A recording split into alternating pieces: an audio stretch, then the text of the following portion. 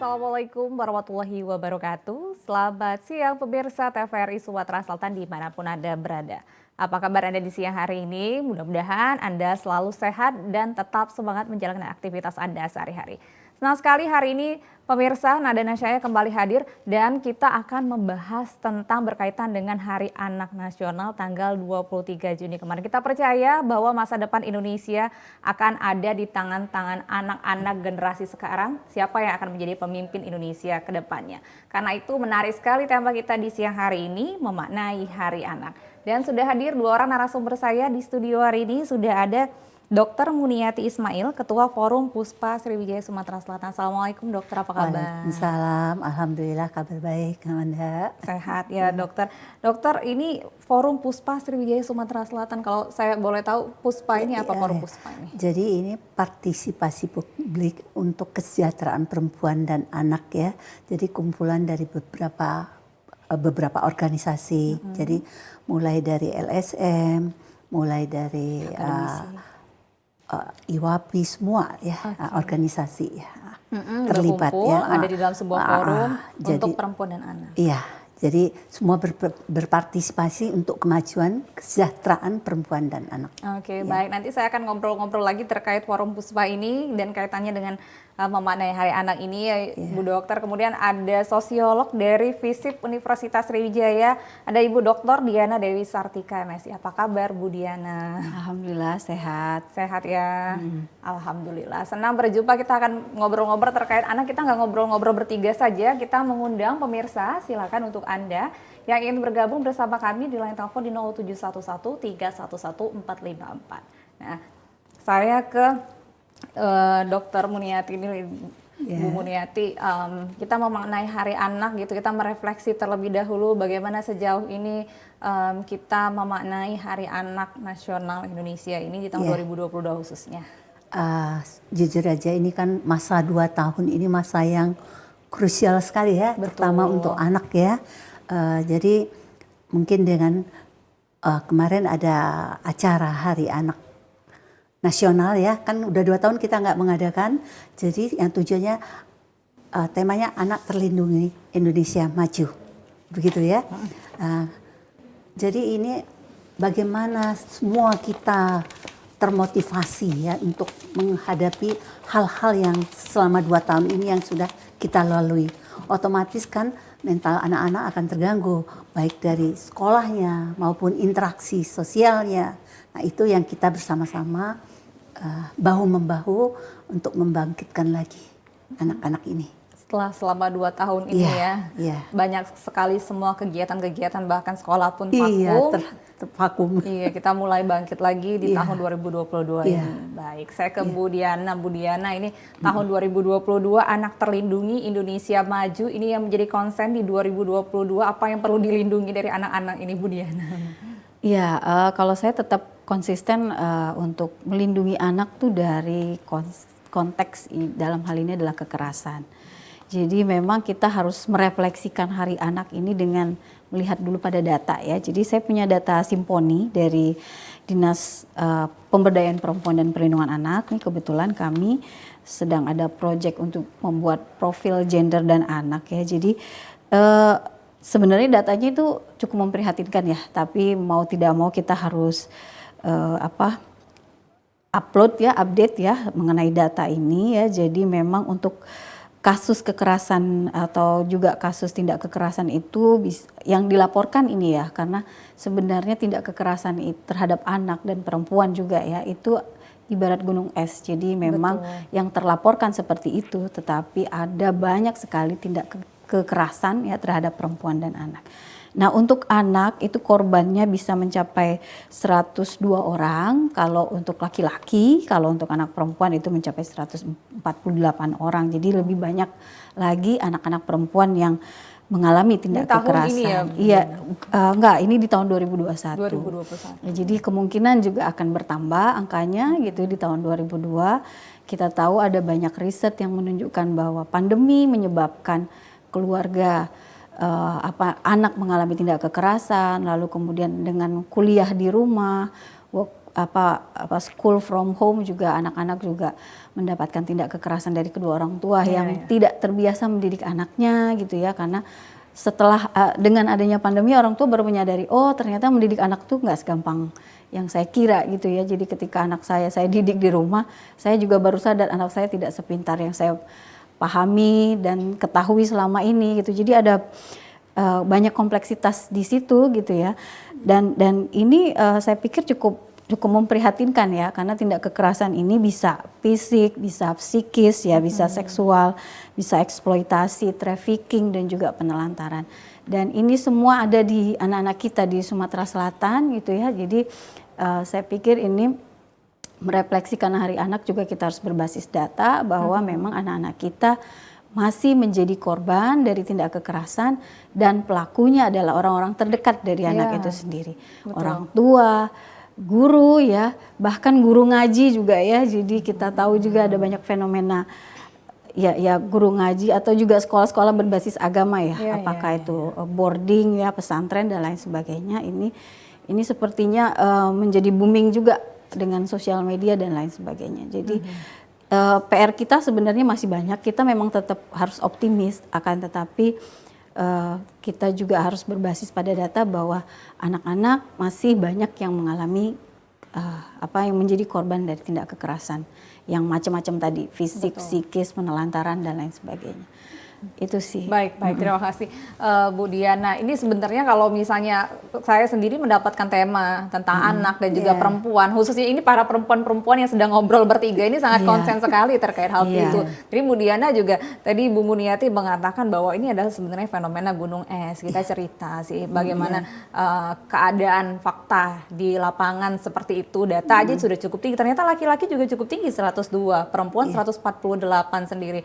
Kalau Bu Muniati sebenarnya melihat data-data yang ada, melihat fenomena-fenomena yang terjadi apalagi pada saat masa pandemi COVID-19 cukup shock culture juga ya oleh orang tua ya. Wah, anak saya ternyata begini, gimana Bu Muniati? Iya, tadi kan kalau kita lihat kan bagaimana gelombang COVID ini mempengaruhi secara emosional, secara ekonomi ya. Jadi benar-benar semua dampaknya itu luar biasa ya. Terus anak-anak yang biasanya bermain sekarang harus di rumah, yang harus sekolah itu harus di rumah, terus harus mau nggak mau mereka belajar secara online ya. Nah dampak online itu kan juga tidak dipikirkan sebelumnya, betul kan? Betul, anak-anak kadang bilang namanya anak-anak ya masih dunia bermain. Oh saya mau mau belajar online, tahunya dibuka macam-macam yang lain. Nah, itu kan akan mempengaruhi secara emosi, perkembangan emosi anak-anak. Melihatnya. Kemudian ya seperti kata Bu Diana tadi, efek dari COVID tadi yang dirumahkan tadi, jadi akan mempengaruhi orang tua, anak, baik secara ekonomi tadi, makanya terjadi kekerasan-kekerasan tadi. Jadi kan ya Bu Diana anaknya masih sekolah, kalau saya sudah punya cucu. Jadi kan gini, umpamanya kita mikirkan anak-anak sekolah, oke, semua bagus ya. Saat orang tua mengajarkan anak di rumah ternyata nggak semudah yang dia bayangkan. Betul. Orang tua sendiri sudah dapat tekanan dari mungkin tekanan ekonomi, mungkin tekanan dari lingkungan, interaksi sosial otomatis terbatas kan. Betul. Nggak bisa pergi kemana-mana lagi di rumah, otomatis emosi naik. Itu terjadi kekerasan pada anak. Bisa kekerasan nggak harus fisik ya. Betul. Kata juga bisa ya. Itu lebih tajam kayaknya Bu Diana ya. Karena Bu Diana ini memang ahli untuk kekerasan pada anak. Iya betul. Saya sepakat juga sih. Karena memang nggak hanya anak-anak yang orang dewasa pun, orang tua pun ikut terkena dampak ini semua. Dampaknya juga ke anak gitu ya Bu.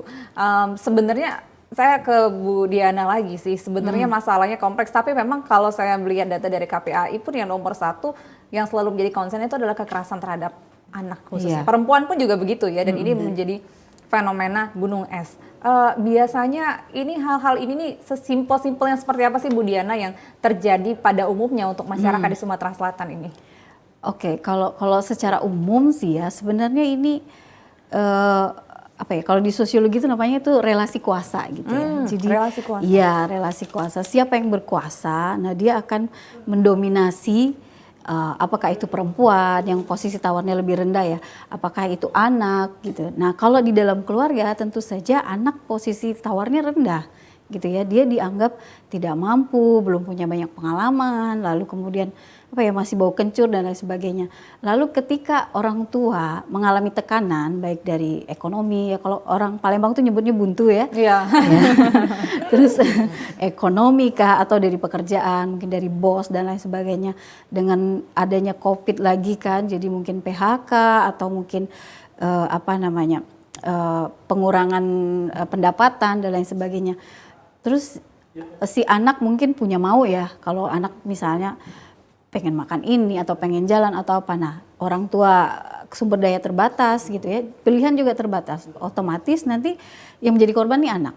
Sudahlah, gak usah macam-macam, mama nih lagi pusing atau bapak lagi buntu atau gimana gitu ya. Jadi ya anaklah yang akan menjadi korban. Nah, itu akan lebih-lebih lagi mungkin di beberapa daerah di desa atau apa gitu ya, beberapa studi ya, mungkin juga data ya dari BPS, tapi saya belum update ya. Tingkat perkawinan di usia anak juga tinggi gitu, naik gitu ya. Jadi kita tahu bahwa konsep anak dari Undang-Undang Perlindungan Anak ya, Indonesia punya gitu ya. Jadi itu adalah seseorang yang belum berusia di bawah 18 tahun. Betul. Nah, itu adalah konsep anak. Akan tetapi ketika dia berusia di bawah 18 tahun, nah gelombang pernikahan di usia anak apalagi dengan pandemi dan lain sebagainya itu juga meningkat gitu ya. Jadi bayangkan dia usianya masih anak, misalnya dia menikah umur 15 tahun dan dia akan melahirkan anak, konsekuensi dari pernikahan di usia Dia anak. masih anak-anak dan punya anak. Iya, anak melahirkan anak. Iya, Nah, itu iya, kan iya. dampaknya juga berlanjut nanti ya ke produktivitas, kualitas keluarga, kemudian berdampak ke ekonomi dan kemudian daya tahan keluarga juga. Ya, anak yang kalau orang Palembang nyebutnya masih nak beladas, umur 15, 16, mens pertama kali misalnya langsung dinikahkan karena orang tua merasa dengan menikahkan anak bebannya berkurang. Padahal justru menikahkan anak akan menambah beban lagi gitu ya. Gitu. Nah, itu jadi anak melahirkan anak gitu akan dampaknya lebih lanjut, lalu kemudian juga ketahanan keluarganya saya yakin dengan ya mungkin masih banyak juga yang bisa bertahan, tetapi hampir sebagian besar anak-anak yang menikah di usia anak 14-15 itu tidak akan bertahan lama sih keluarganya gitu ya. Rata-rata ya, Ya, berdasarkan sebagian hasil besar penelitian karena gitu kan ya. berkeluarga itu punya dimensi kedewasaan, psikologis dan lain sebagainya. Nah, saya pernah wawancara itu di salah satu kabupaten di Sumatera Selatan, seorang Biasanya di perempuan desa ya, Bu, ya? di desa umur 23 tahun.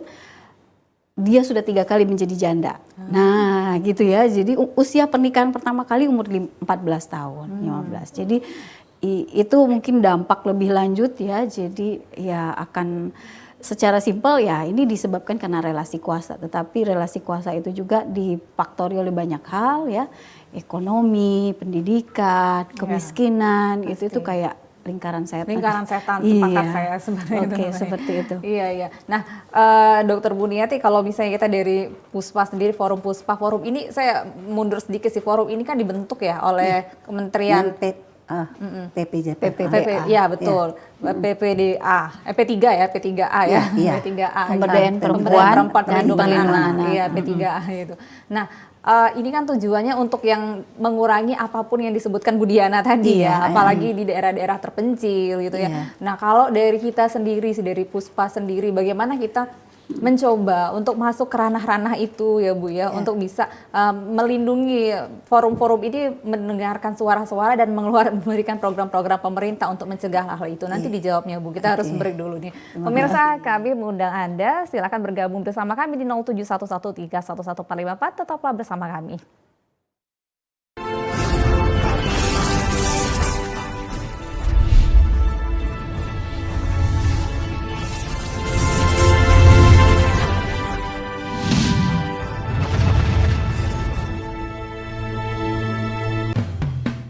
Selamat datang di Corona Fashion Show.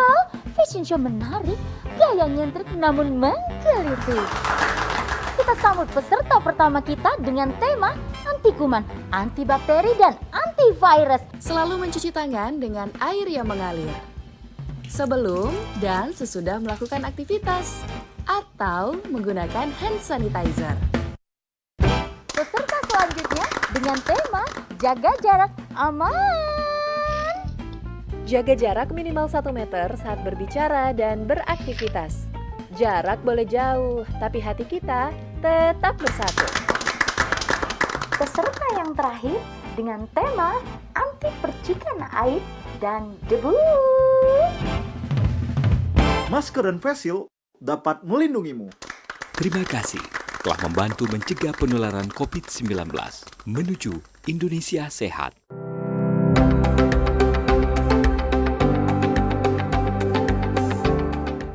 TVRI Media Pemersatu Bangsa. TVRI Media Pemersatu Bangsa. Muba bersinergi. Bersinergi.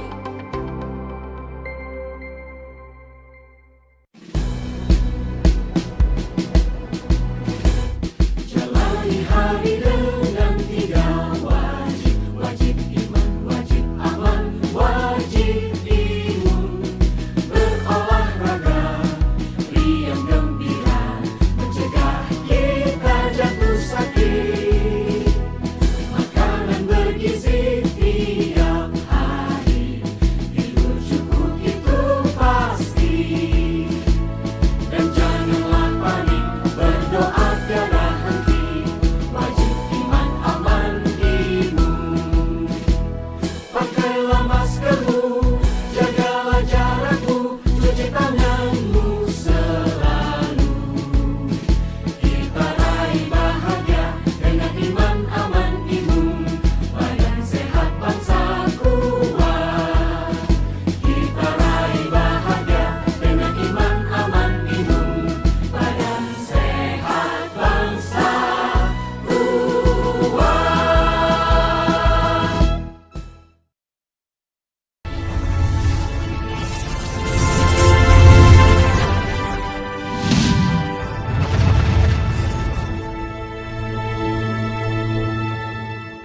Terima kasih Anda masih bersama kami di Suara Sriwijaya Memaknai Hari Anak masih menjadi tema kita di siang hari ini. Silakan untuk Anda yang ingin bergabung pemirsa di line telepon di 0711 311 454. Saya ke Dr. Muniati. Tadi terputus ya kita ngomongin soal Forum Puspa ini ya Bu ya, apalagi di masa pandemi kayak gini sulit berkegiatan, tetapi bagaimana caranya untuk meminimalisir hal-hal tersebut? Makasih Mbak Nada. Jadi memang terus terang pandemi ini salah satu kan berpengaruh terhadap ekonomi ya, sekarang yang level menengah ke bawah ya, terutama pedagang atau apa segala ya. Nah itu akan mempengaruhi kondisi rumah tangga ya, otomatis kalau ekonomi lagi menurun, emosi pasti akan naik kan. Yang terdampak tadi seperti kata Bu Diana, relasi kuasa. Iya, pasti anak-anak utamanya. Nah kami dari Forum Puspa mencoba memberdayakan ya. Salah satu kami mengadakan pelatihan-pelatihan seperti waktu itu kita mengadakan pelatihan membuat jemputan dari pewarna alam, melatih menjahit ya di. Ini untuk ibu-ibunya ya? Untuk ibu-ibu, karena ibu-ibu kan ini kan kita memang lebih fokus ke ibu-ibunya ya. Jadi kita adakan pelatihan-pelatihan yang tujuannya untuk menyokong ekonomi rumah tangga ibu-ibu tadi. Semoga dengan pelatihan itu akan memacu ibu-ibu ya untuk berkarya. Betul. Otomatis ekonomi keluarga terbantu. Kalau secara emosional stabil.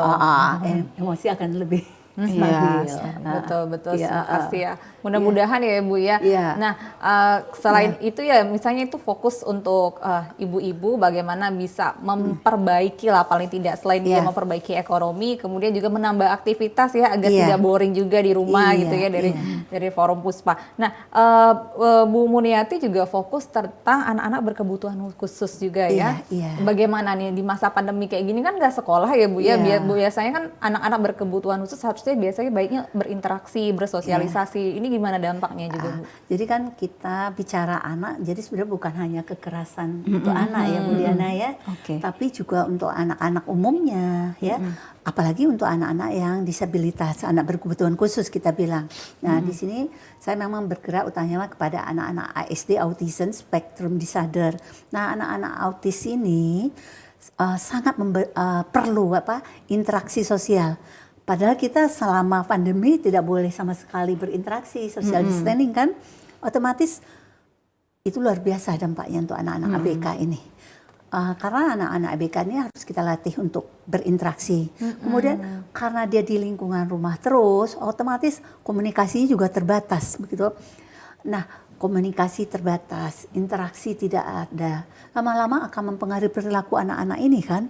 Mungkin dia akan tantrum ya dengan ngamuk. Jadi betul-betul 2 tahun ini saya lihat kasusnya jadi meningkat.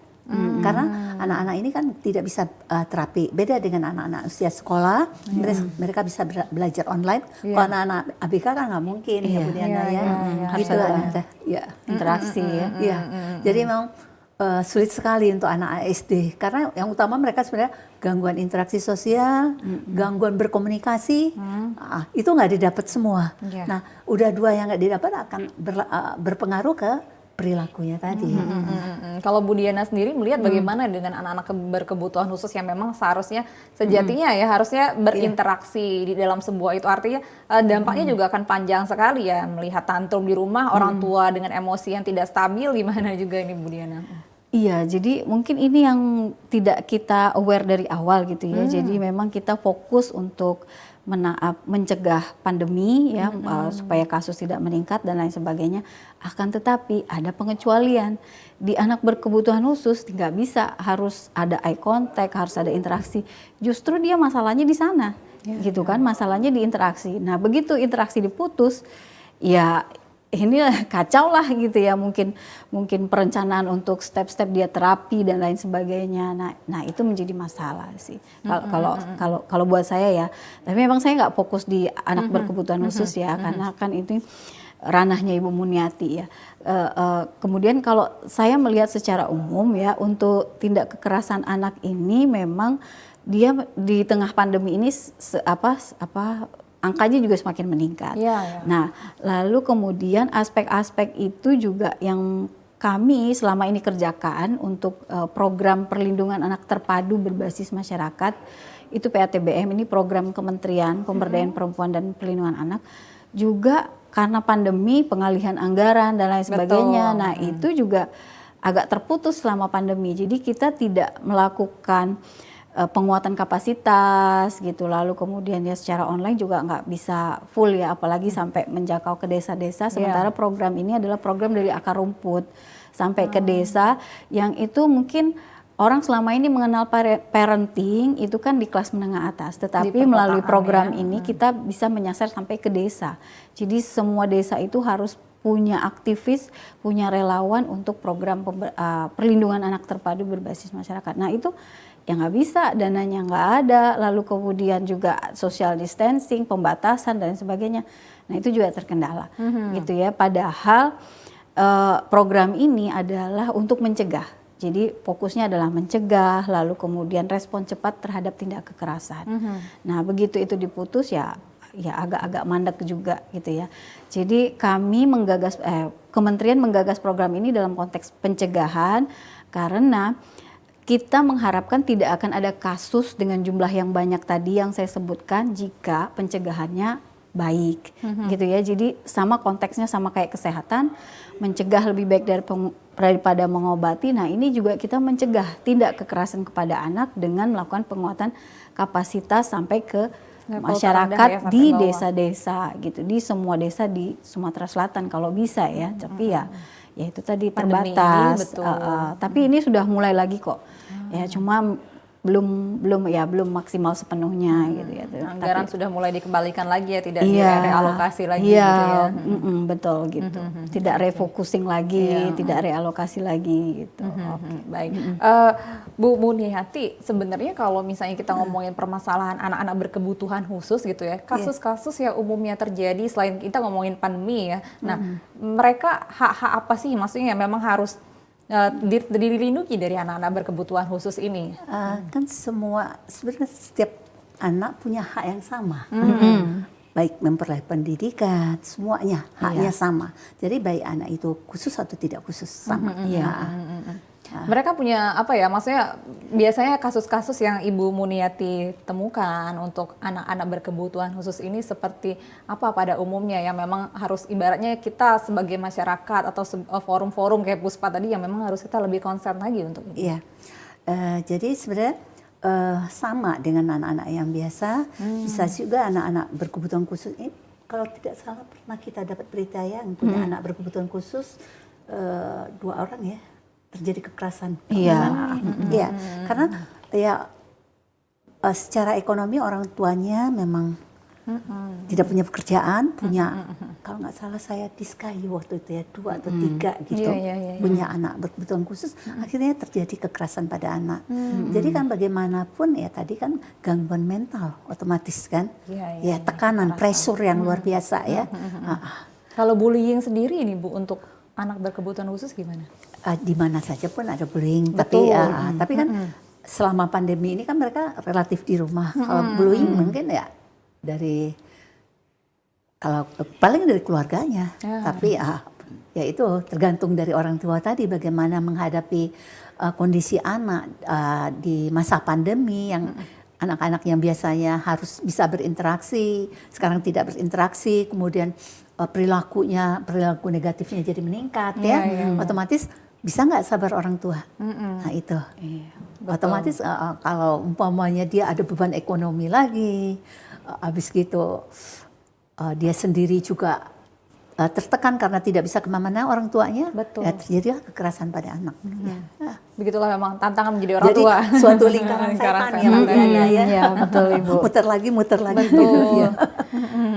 Oke, saya ke Bu Diana lagi nih. Kalau fenomena bullying ini gimana nih Bu Diana kita menyikapi? Ini merupakan salah satu salah satu permasalahan juga yang harus kita perhatikan karena sadar atau tidak sadar, apalagi sesama anak-anak juga gitu ya. Bagaimana Bu Diana? Iya, sebenarnya ya tadi kalau kaitannya sama relasi kuasa nih, anak nih kan posisinya paling rendah nih. Jadi dia akan menjadi target utama biasanya dari tindak kekerasan. Nah, lebih lagi pada anak yang berkebutuhan khusus. Jadi biasanya tindak kekerasan itu kan dari sisi 2 aspek nih. Dari sisi pelakunya sendiri sama si anaknya sendiri. Jadi ada anak-anak tertentu, ya bukan berarti kita menyalahkan anak, enggak. Karena kondisi tertentu itu dia akhirnya menjadi korban. Bullying mungkin, kemudian tindak kekerasan lain dia bisa diterima oleh si ABK ya, anak berkebutuhan khusus. Nah, jadi misalnya kalau dia agak pendiam misalnya atau apa, nah itu sering tuh bullying dan lain sebagainya. Nah, ini saya pikir ya itu tadi peran keluarga ya. Jadi bagaimana kemudian orang tua memberikan pendidikan karakter yang baik kepada anak sehingga ketika dia keluar di sekolah dia akan menjadi orang juga yang punya karakter yang baik. Nah, ini tuh seringkali ya anak-anak pelaku bullying itu karena dia juga merupakan korban. Nah, di dalam keluarganya. Mencontoh gitu ya. Betul. Jadi orang tua tuh kadang nggak sadar ya, mungkin manggil anaknya gemoy apa gendut kek apa gitu kan. Nah, bagi dia mungkin dia nggak terima atau gimana, tapi mungkin tidak dikomunikasikan dengan baik si anak kepada orang tua. Atau misalnya si anak pagi-pagi udah dapat ocehan dari ibu bapaknya, kemudian nggak dijatah uang jajan hari ini, jadi kena hukuman. Nah, begitu di sekolah dia kan dari rumah tuh nggak happy kan. Nah, begitu di sekolah siapa yang bisa aku jadikan korban? Ya gitu ya. Jadi itulah dia di sekolah tuh nak ngoco, nak apa, karena mungkin di rumah dia belum tuntas tadi, ada mangkel hatinya, nggak dikasih uang jajan, siapa yang mau jadi korban buat dipalakin dan lain sebagainya gitu kan. Nah, itu jadi memang ketika di luar, bentukan anak di luar itu didapat dari di dalam tadi orang tua dan lain sebagainya. Nah, kami lagi-lagi ngomongin tadi ya program yang perlindungan anak ini, dia cerita-cerita norma perubahan-perubahan yang itu yang ingin dipunyai itu adalah salah satunya peningkatan skill. Jadi skill orang tua dalam mendidik anak, si parentingnya, lalu kemudian si anaknya sendiri harus punya skill juga.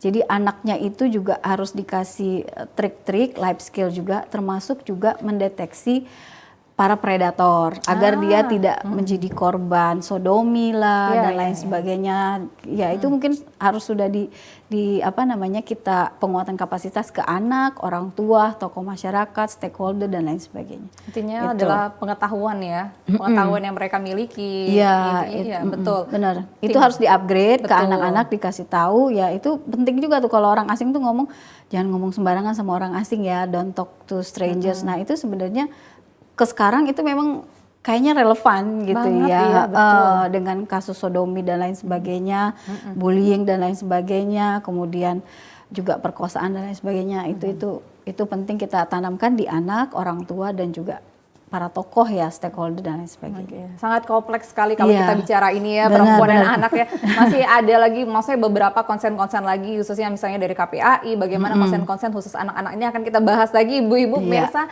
Kami masih mengundang Anda di line telepon di 0711 311 454, tetaplah bersama kami.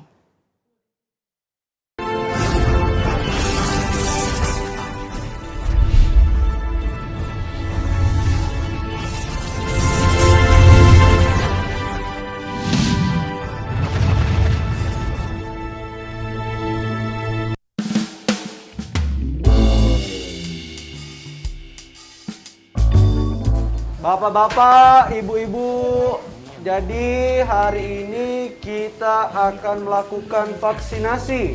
Bapak-bapak, ibu-ibu, jadi hari ini adalah hari yang penting dan bersejarah karena kita akan melakukan vaksinasi, di mana vaksinasi ini akan membentuk kekebalan massa, memutus mata rantai penyebaran dari COVID-19. Nah, jadi ini suntik agak dulu mas sepuh kau tuh. Ini hari ini dosis pertama. 28 hari lagi datang ke sini untuk suntik dosis kedua. Oh, 2 kali. 2 kali. Yo. Sepakat. Ya, sepakat. Oke ya. Oke, dipanggil. Kami dulu jadi nih ya. Mana jadi dulu? Dipanggil ya. Oh iya. Kok dosnya nyenggol aku, kok ngajak aku begibak. Itu nih. Woi kau vaksin ini penting Black untuk kepentingan kita sama-sama. Jadi kalau kau divaksin kita terbebas dari virus corona. Benar. Nah, melindungi kau. Berpengalaman Black. Iya. Melindungi kita galau-galau pokoknya Black. Sudahlah, enggak apa-apa. Apa ada apa? Kita udah kecil kau nih. Mau berani apa, Bang? Berani lah, ini untuk kita, kesehatan kita divaksin nih. Iya. Sehat, Indonesia Sudahlah, kuat. Papu. Pokoknya agak tidak sakit. Cuma inilah jarum suntiknya. Nah, Mana? Panggil deh. Nah, kau panggil dulu. Panggil Pak RT, laju lah. Pak dokter. Agak kunjung Pasien pertama. Black. Nah, cepet-cepet. Udah apa-apa, Black. Udah apa-apa. Tidak apa-apa. Cepet. Cepet, tidak apa-apa. Angkat ke bawah, angkat ke bawah. Gendong. Dia Black. Ini sepelas itu. Angkat ke bawah, angkat ke bawah. Angkat ke bawah, paksa ini. Usah.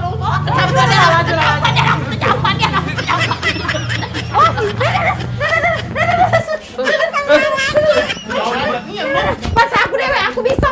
Iya, ini yang suntik itu lah yang. Baik deh. Cara dok, baliklah. Ibu. Ini dok, aku udah takut vaksin COVID itu tuh, encak di TV-TV itu mah. Gak apa-apa kok Bu, vaksin itu aman. Dok, nian doknya tidak sakit ya dok. Awaslah dokter misal sakit, aku ada apa-apa dok, mati dok. Harta-harta aku yang banyak di dosun itu dok. Siapa orang ninggal kenyong? Tidak sakit dok, tidak sakit mau ternyata suntik vaksin itu. Nah, kamu yang ada di rumah jangan takut untuk vaksin, tidak sakit sama sekali. Makasih ya dok. TVRI Media Pemersatu Bangsa. TVRI Media Pemersatu Bangsa. TVRI Media Pemersatu Bangsa. BPNB Ranjabana. BPNB Ranjabana. BPNB Ranjabana.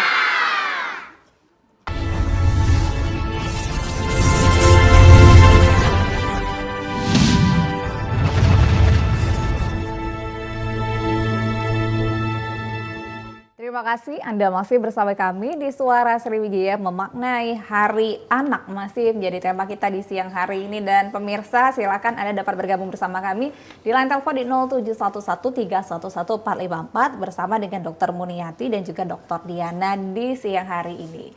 Oke, nah sebenarnya kalau kita berbicara masalah anak, apalagi ini kita ngomongin memaknai Hari Anak, kompleks sekali ya permasalahan-permasalahan anak. Banyak sekali, kita dari tadi masih fokus tentang kekerasan ya, bullying lah, kekerasan orang tua terhadap anak. Nah, ini juga kadang-kadang yang sering sekali fenomena-fenomena yang terjadi di dalam masyarakat yang sering dilihat oleh masyarakat Indonesia umumnya. Di Sumatera Selatan tuh masih sering ditemui anak-anak yang bekerja. Ibu Muniati, gimana nih bekerja apapun itu ya, kalau misalnya kita ajak ngobrol aja sehari-hari, ya saya mencari uang, padahal sebenarnya sejatinya itu bukan menjadi tugas anak-anak gitu ya, Bu Muniati, gimana? Itu memang hal yang paling sulit ya, karena kalaupun kita kasih edukasi sama orang tua bahwa ini anak ini harusnya mempunyai hak untuk memperoleh pendidikan atau perlindungan begitu, tapi kan orang tua punya alasan sendiri. Kita terima telepon dulu ya Bu ya. Ada yang tertarik dengan pembicaraan kita. Selamat siang, halo. Dengan siapa, di mana? Halo. Halo, selamat siang juga Mbak. Iya, dengan Ibu Ruli ya? Iya, saya Ibu Ruli di Pelaju. Silakan Bu Ruli. Makasih Mbak ya. Iya. Selamat siang Ibu Muni maupun Ibu Diana. Selamat siang, Bu. Kalau menurut saya masalah Hari Anak-anak ini ya memang dari dulu juga sudah ada. Tapi kayaknya sekarang ini kita agak prihatin ya terhadap, karena kalau saya menanggapinya anak-anak itu harusnya berangkat segala sesuatunya dari rumah, dari orang tua. Ditanamkan dari kecil itu akhlak yang baik, ajaran agama yang baik, semuanya yang baik dari rumah. Setelah itu kita serahkan di sekolah. Sekolah itu pun pemerintah juga harus bekerja sama dengan pihak terkait, ya, selain dari guru-guru yang bersangkutan, seperti Bapak Polisi, tentara, psikolog, dinas kesehatan, MUI itu harus ikut mengontrol, walaupun sekolah agama maupun sekolah umum. Nah, untuk yang seperti berkebutuhan khusus, itu kalau memang dia orang mampu, itu disediakan lembaga penitipan, ya dibayar, seperti di Jawa itu Yayasan Kristen kok bisa membentuk anak berkebutuhan khusus sesuai dengan kemampuannya. Kenapa kita di Palembang kayaknya kurang?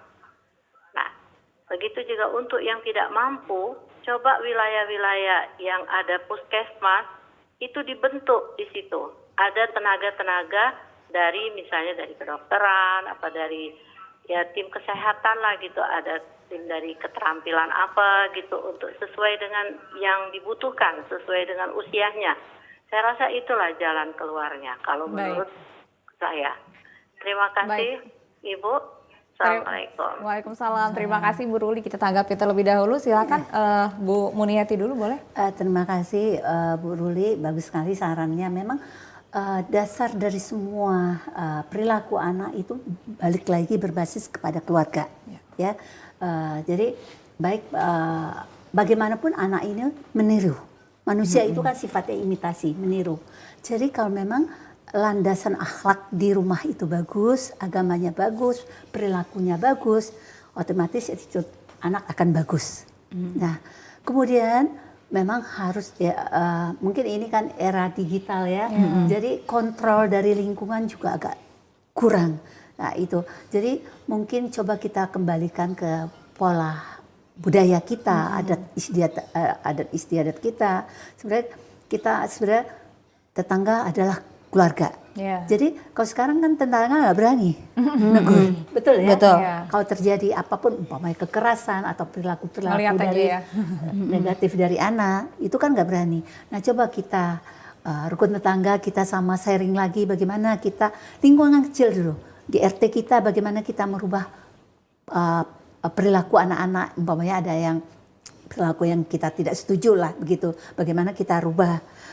Kemudian Begitu juga dengan di sekolah. Karena sekarang juga di sekolah berbeda ya Mbak Nada ya. Dulu kita maaf ya, memang tidak boleh kekerasan pada anak ya. Tapi kan dulu kita sangat hormat sama guru. Betul. Sekarang guru takut. Betul nggak? Iya. Itu yang harus kita pola pikir itu yang kita bagaimana saling menghormati. Ya, saling menghormati antara guru dengan anak, antara guru dengan orang tua. Nah, itu yang harus kita perbaiki. Kalau sekarang ada rasa, wah takut nanti masuk ke media sosial, akhirnya tidak peduli. Itulah terjadi umpamanya bulian tadi, kekerasan pada anak tadi. Nah, kemudian mengenai anak-anak ABK, sebenarnya pemerintah sudah memfasilitasi, mulai dari EPAC. Kita sebenarnya untuk Kota Madya Palembang sendiri sudah banyak sekolah-sekolah seperti Bu Ruli tadi utarakan ya. Kemudian juga sekarang di kabupaten juga udah mulai terbentuk begitu. Cuma mungkin lebih intens lagi, lebih banyak lagi. Tapi memang semua harus bahu-membahu. Tidak bisa kita mengandalkan harus ke ini Departemen Pendidikan aja enggak. Jadi Dinas PP, semua terkait, Dinas Sosial, semua terkait. Ya. Semuanya oke, silakan Bu Diana.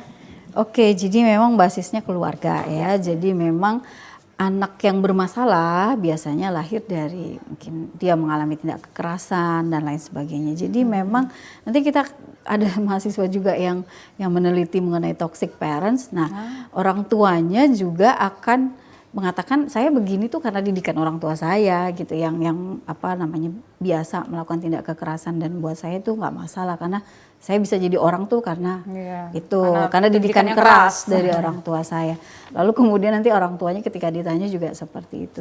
Dan kalau saya sih berpikir memang dulu misalnya pendidikan itu mungkin masih ditolerir dengan seperti itu, tetapi kita menyesuaikan juga dengan perkembangan zaman. Jadi memang mendidik anak itu harus sesuai dengan zamannya juga. Jadi dan saya juga sudah mempraktekkan ya bagaimana kita bernegosiasi, kemudian tidak dengan mencemooh, dengan memukul dan lain sebagainya.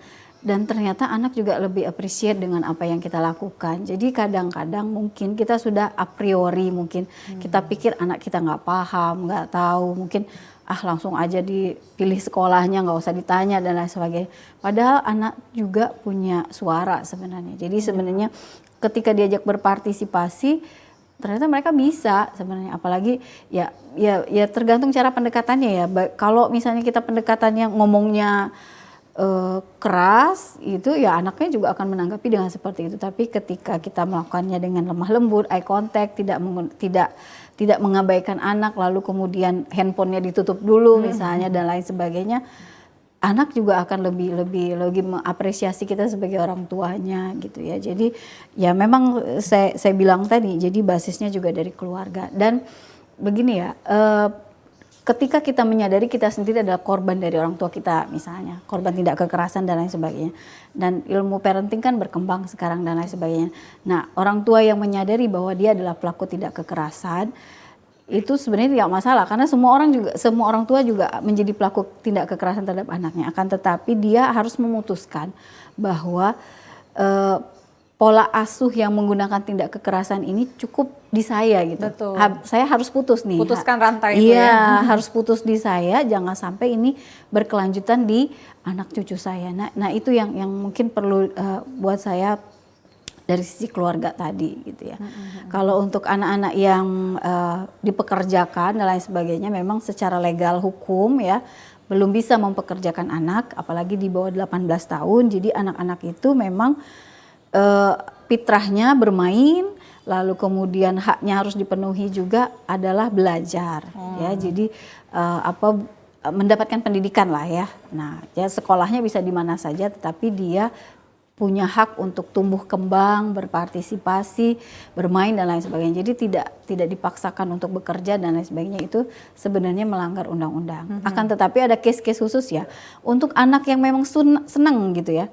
Jadi memang dia memang mencintai pekerjaannya sebagai artis atau apa, hobi dan ya. Iya, dan itu tidak dieksploitasi oleh orang tua, itu boleh sebenarnya gitu ya.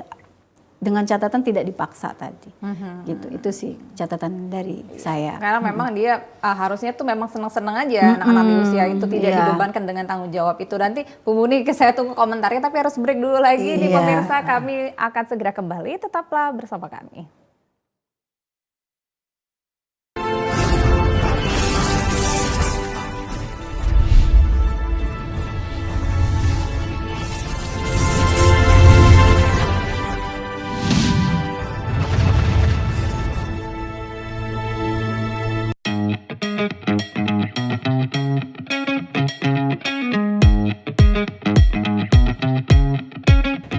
beraktivitas, jangan lupa untuk memakai double masker. Pusat Pengendalian dan Pencegahan Penyakit Amerika Serikat (CDC) mengatakan, Masker double bisa efektif dalam mencegah penularan COVID-19. Masuknya berbagai varian baru menuntut kita untuk lebih ketat memproteksi diri. Tapi, memakai masker double, penggunaannya juga harus tepat. Ini dia panduannya.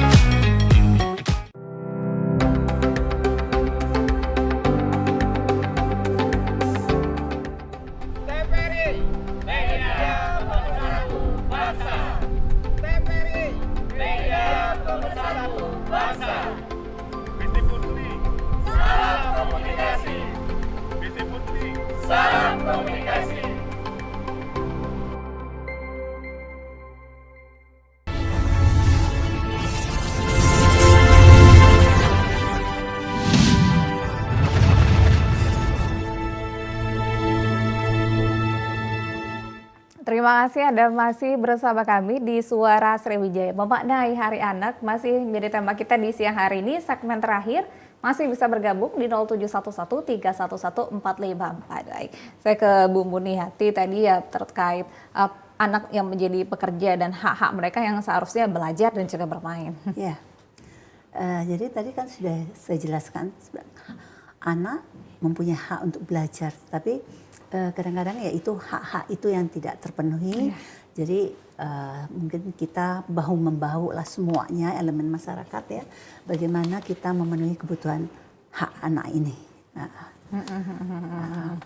Oke, ini ya, saya dengan fenomena saat ini yang terjadi sekarang ini ya Bu ya, tentunya dengan perkembangan teknologi yang ada. Anak zaman dulu sangat berbeda dengan sekarang. Kalau kata Bu Diana tadi ya memang harus mengikuti perkembangan zaman juga kayak gitu kan. Tapi pengaruh-pengaruh teknologi terhadap anak ini bagaimana ini Bu? Nah ini memang hal yang luar biasa ya Bu Diana ya. Jadi orang tua adalah role model ya untuk anak ya. Nah kalau ibunya ditanya main HP terus dari pagi sampai malam, otomatis mempengaruhi tumbuh kembang anak nggak? Tiap ditanya, Ma lagi apa? Oh, ya. Nah itu ya. Jadi otomatis ya. Jadi gadget ini ya, kita tidak bisa menghindari ya. Pengaruh media sosial. Mau tidak mau itu sudah kebutuhan yang primer juga untuk kita. Tapi kita sebenarnya orang tua harus membatasi diri, terutama orang tua dulu. Bagaimana dia melarang anak untuk tidak menggunakan gadget sepanjang hari, sedangkan sibuk seharian main gadget. Betul nggak? Betul. Oh kamu jangan main ini nak, nanti mata kamu rusak, ini nanti kamu nggak bagus begini-begini. Tapi ngasih contoh. Ya, makanya main terus. Nah itu. Nah kita tahu pengaruh gadget, efek yang menguntungkan banyak, tapi pengaruh negatifnya juga banyak kan? Betul kan? Untuk anak satu, gangguan pada penglihatan. Kemudian gangguan pada sendi-sendi pergelangan tangan, otomatis kan? Kemudian yang paling fatal, interaksi sosial anak tidak ada. Jadi anak tidak punya empati terhadap orang lain. Jadi otomatis karena mereka cenderung ansosial, umpamanya terjadi apa, umpamanya kalau dulu kan kita rasa gotong royong itu akan tinggi kan. Tapi kalau anak-anak yang ansosial dia tidak peduli dengan kesulitan orang lain.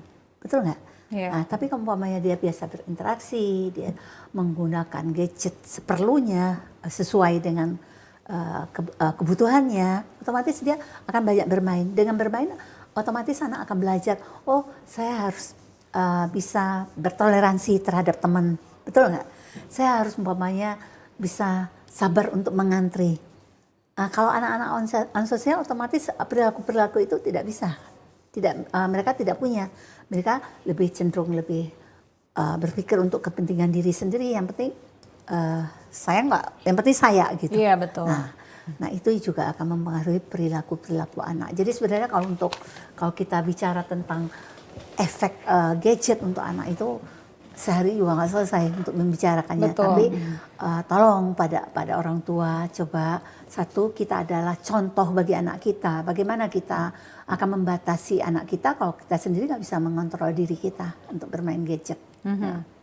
Tantangan juga untuk orang tua, maksudnya pelajaran juga, karena memang mendidik anak ini kan untuk kedepannya, untuk para pemimpin-pemimpin kedepannya gitu ya Bu ya. Baik.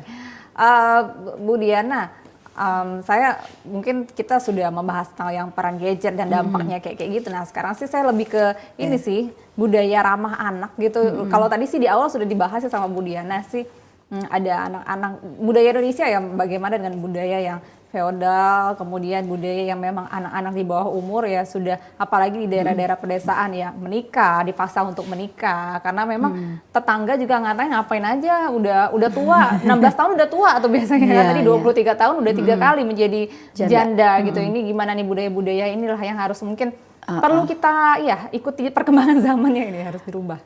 Iya, jadi memang ini menjadi masalah ya, karena memang ketika si anak menikah usia muda, terus kemudian masa depan untuk meraih cita-cita juga cenderung tertutup ya, masa depan keluarga juga, kemudian anak yang nanti dilahirkan juga pengaruh juga, ekonomi dan lain sebagainya. Nah, budaya atau kearifan lokal juga memang harus perlu kayak semacam dikritisi juga ya. Jadi tidak semua yang diwariskan sama leluhur gitu atau yang tetua-tetua gitu memang relevan dengan yang kita sekarang gitu ya. Kalau dulu mungkin masih bisa menikah di usia tertentu gitu ya, tetapi di usia anak, akan tetapi sekarang pemerintah juga melalui revisi undang-undang pernikahan gitu ya, menginginkan tidak lagi ada pernikahan di usia anak yang tentunya di bawah 18 tahun. Nah itu memang faktanya masih terjadi, tetapi pemerintah melalui kebijakannya itu sudah mengantisipasi itu ya. Nah kita harapkan itu tidak terjadi lagi ya. Jadi memang kayak di konstruksi masyarakat kita kan mengatakan kalau belum nikah di umur ini mungkin gadis tua atau apa gitu. Itu kan konteks budaya ada di masyarakat kita. Nah, melalui tangan-tangan kita lah kita harus mempromosikan bahwa bagi seorang perempuan untuk mencapai cita-cita, untuk bisa punya pemikiran yang baik, untuk punya pendidikan yang baik, itu lebih penting dibandingkan menikah di usia anak. Jadi kita harus jangan melarang-melarang saja gitu ya, tapi kita harus memberikan pemahaman juga bahwa seorang perempuan yang punya pendidikan, yang punya wawasan yang luas itu akan menjadi yang bisa mencapai cita-citanya, itu akan menjadi sesuatu yang sangat bermanfaat bagi anak dan keluarga. Kalau misalnya itu bisa diraih dibandingkan harus menikah di usia muda atau selalu berpikir mengenai lawan jenis dan lain sebagainya.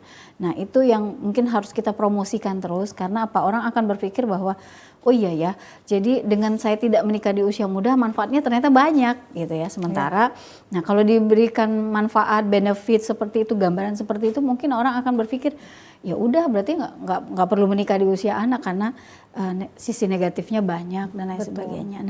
Nah itu sih menurut saya promosi untuk tidak menikah di usia anak dan lain sebagainya itu penting ya, termasuk orang tua juga mengontrol anaknya dari sisi pergaulan. Nah itu penting ya. Jadi seringkali ya walaupun ada regulasi yang melarang gitu ya, tetapi orang tua mengatakan tapi anak saya sudah hamil misalnya. Itu dia perlu bapak dan ini harus dinikahkan. Nah itu ya regulasi tinggal regulasi kan, karena pada prinsipnya orang akan berpikir pragmatis untuk menyelesaikan masalah ini dan lain sebagainya. Nah kemudian juga perlu diwaspadai juga orang, karena saya pikir tadi orang Indonesia ini cerdik ya, segala celah itu bisa ya, diejok.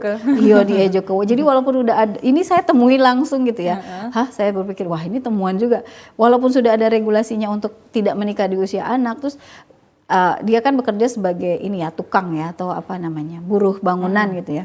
Terus saya, kok umur 17 sudah mau nikah, kan belum boleh, saya bilang gitu kan, ini kan masih di usia anak dan lain sebagainya. Ai pacak bae Bu, kami nikah di bawah tangan, kaget kalau nak ngurus surat umur aku tinggal di tuwo ke bae gitu ya. Jadi itu saya pikir ya Allah, jadi apa namanya, ada aja celah untuk segitu, walaupun kita sudah mengupayakan ya Bu ya. Ya, terus saya bilang, oh nggak boleh, tapi ini kalau bisa kamu tahan dulu aja, kalau bisa kamu nikahnya nanti setelah umur 18. Nggak baca Bu, dia juga lah sudah, lah terlanjur. Ya jadi saya pikir, ya udahlah, jadi ya itu lingkaran setan tadi ya Bu Diana ya. Gitu, jadi dari sisi itu juga apa, ya gitulah, jadi apapun juga bisa dikasih celahnya. Tapi ya tugas kita tetap memberikan penyadaran sih pada intinya. Sama-sama kita untuk membuka pemikiran ya, memberikan informasi dan mendidik para generasi-generasi yang kedepannya. Baik, Bu Muniati, saya mau nanya peran pemerintah ya, khususnya pemerintah daerah sendiri, bagaimana Bu Muniati melihatnya? Sebenarnya terutama karena kita juga Dinas PP sangat ini konsen ya terhadap perlindungan anak ini ya, baik pernikahan dini, kekerasan pada anak, atau trafficking, atau yang lain-lainnya. Jadi moga-moga ini kan insya Allah kasus COVID sudah mulai turun, walaupun beberapa di daerah masih agak naik. Moga-moga ini menjadi lebih baik ke depannya. Kita harapkan karena kemarin memang dari data Bu Diana sendiri juga memang mulai kasus kekerasan pada anak juga meningkat, begitu ya, pernikahan pada usia muda juga meningkat ya. Untung trafficking enggak, karena kan nggak boleh keluar ya. Iya bisa jadi. Tapi lewat celah mah ada aja Bu. Ada aja ya. Lewat jalan. Kalau trafficking kan jadi jalan belakang Bu. Sebenarnya dari Dinas PP konsen, saya lihat juga dari Dinas Sosial juga konsen ya. Tinggal kita masyarakat sekitar lagi. Mari kita bahu-membahu, jadi jangan mengandalkan dari institusi saja. Jadi semua elemen tadi seperti saran dari Ibu Ruli tadi bagus sekali, semua harus terlibat. Ya. Inilah salah satunya ada Forum Puspa, ini kan bukan hanya satu, bukan hanya pemerintah, tetapi semuanya bersama-sama berkolaborasi gitu ya Bu ya. Jadi Puspa ini juga dari penyiaran juga ada, dari media juga ada perwakilannya, begitu. Semua elemennya dari keagamaan juga ada gitu ya. Oke, baik. Terima kasih Bu Diana, sayang sekali waktu kita sudah habis ya. Pesan saja sih untuk orang tua, sedikit saja, singkat saja untuk orang tua, bagaimana sih kita memaknai Hari Anak ini, singkat saja. Iya, jadi memang orang tua yang punya anak ya, dan juga anak-anak yang ada di sekitar mereka memang harus fokus untuk tidak melakukan tindak kekerasan pada anak, karena itu juga ya melanggar undang-undang udah pasti ya. Lalu kemudian saya pikir ya yang paling penting dari Hari Anak ini adalah bagaimana kita memutus mata rantai tadi.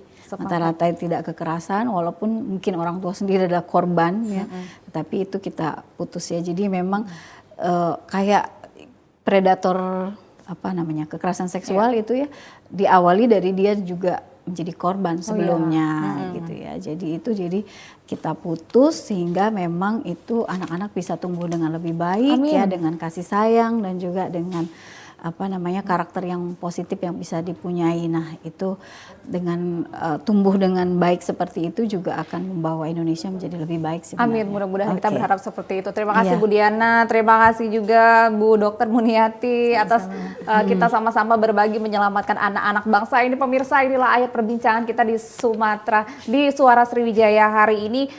Selamat Hari Anak Nasional 2022.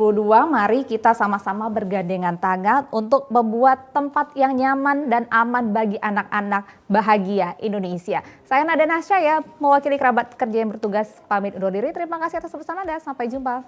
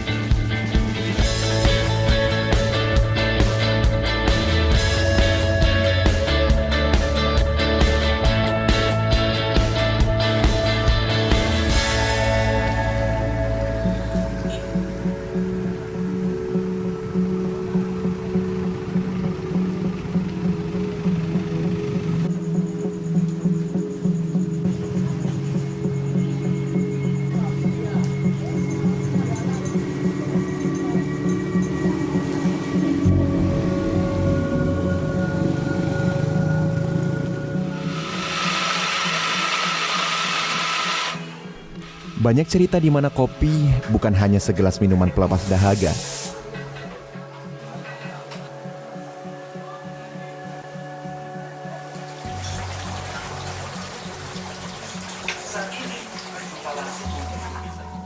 Banyak juga yang bilang kopi adalah mediasi sarana tukar pikiran dan berkenalan dengan orang baru.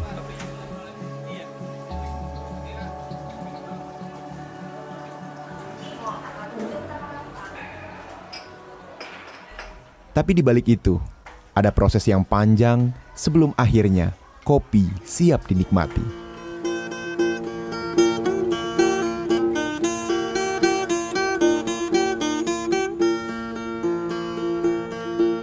Kami ini jema bersama,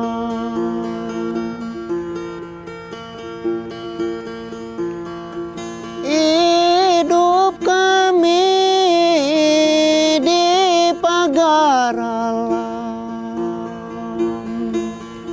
Dataran tinggi Sumatera diapit bukit barisan. Banyak orang bilang